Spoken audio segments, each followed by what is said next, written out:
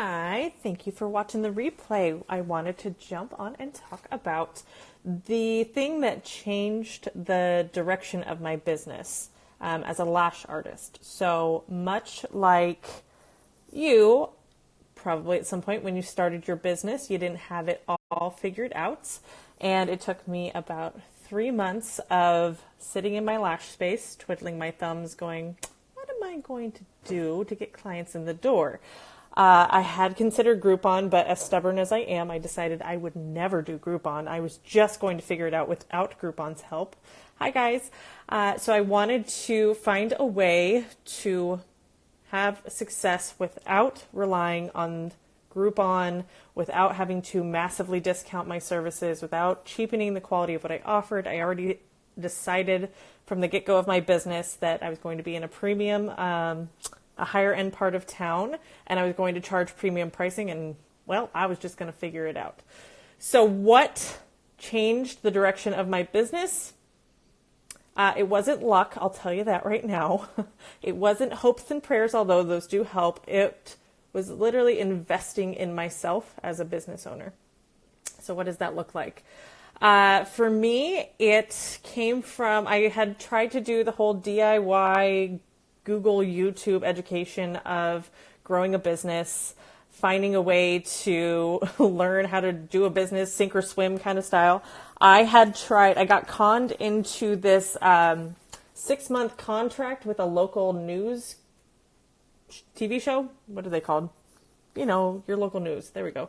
Their website, I was charged, I think, $300 a month, money that I didn't have, but got suckered into it because they're like, we get 50,000 views of your ideal type of customer, so you'll for sure get people into your business. So I was locked into a 6-month contract at $300 a month when this was the day before I opened, and I didn't get any clients. Zero. I could tell that people were visiting my website from their link because of their analytics, but who's to say that doesn't mean that it wasn't them and their team of people clicking to my website through that link. I mean, who's to say? Anyway, so that was a big fat waste of my time that I got suckered into because I was like, sure, why wouldn't I want 50,000 people to my website?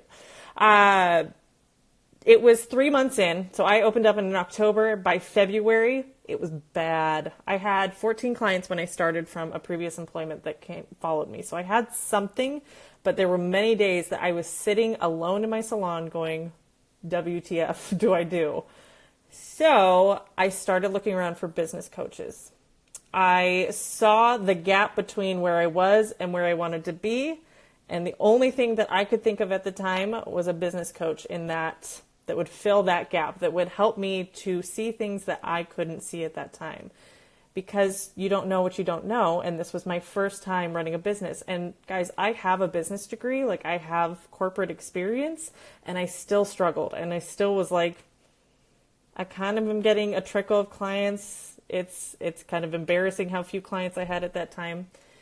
And the business coach, with a free consult that I had with her, informed me that I was the best kept secret. Right? And when she said that, it clicked with me. I was like, yeah, that's exactly it. Like, I know how amazing I am. I know I'm really good at this, but nobody knows about me.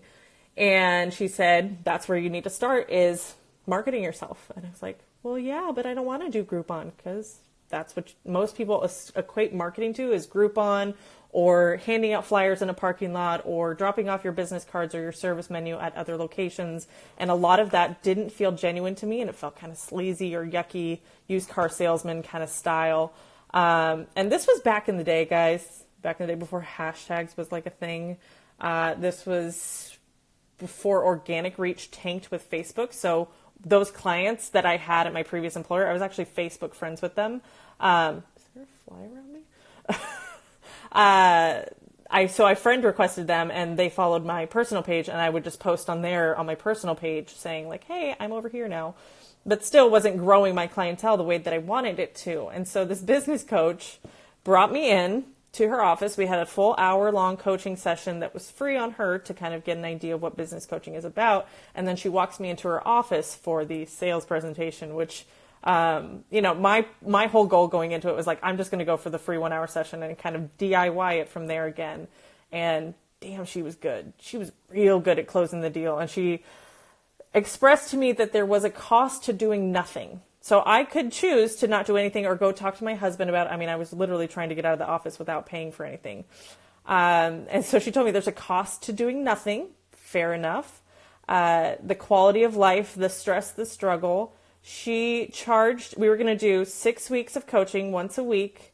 Her price, $1,500. And I just laughed at that because I knew I didn't have that money. I was like, yeah, okay. In 3 months when I'm making a little more money, sure, I'll come back for some business coaching. Hi, Court. And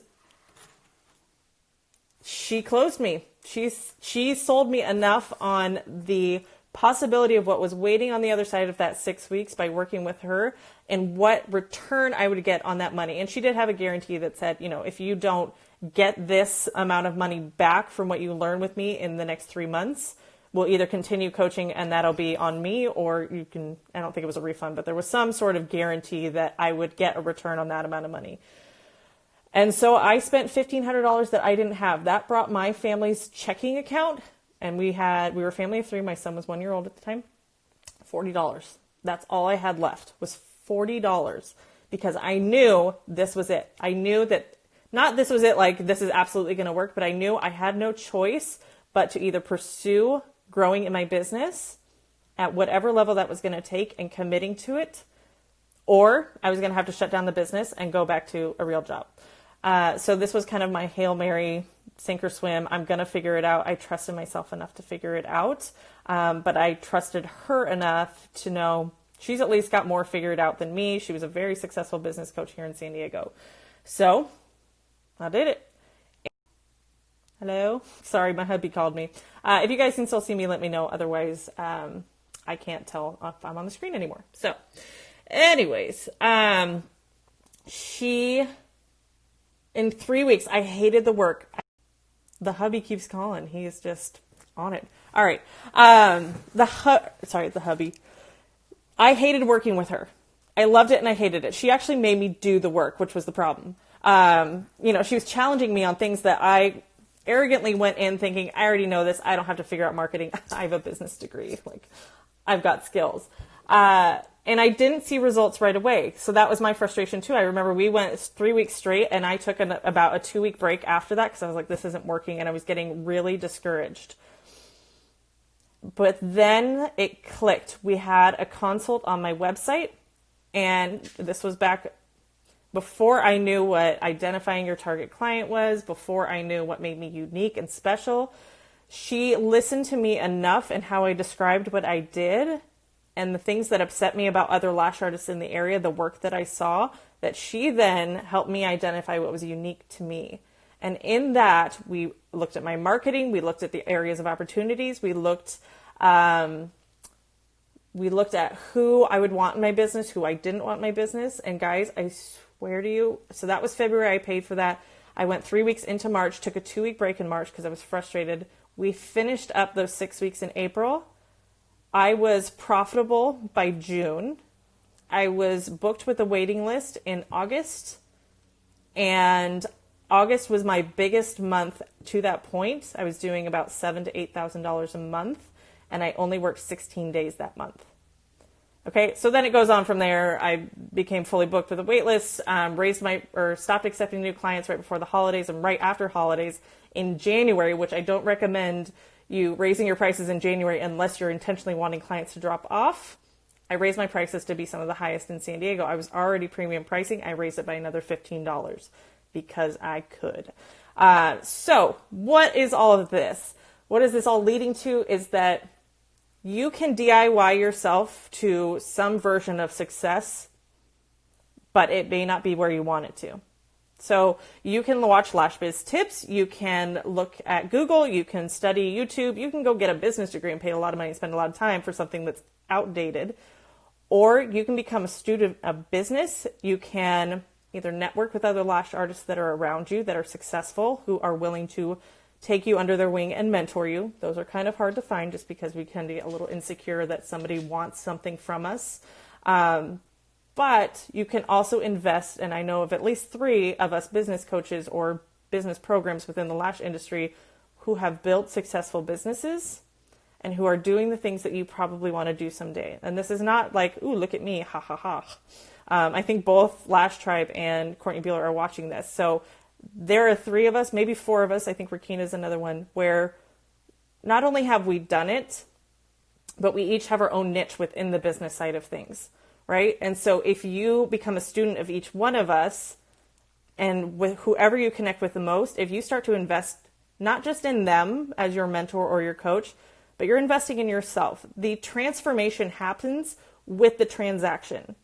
Because here's what happens when you put your money where your mouth is.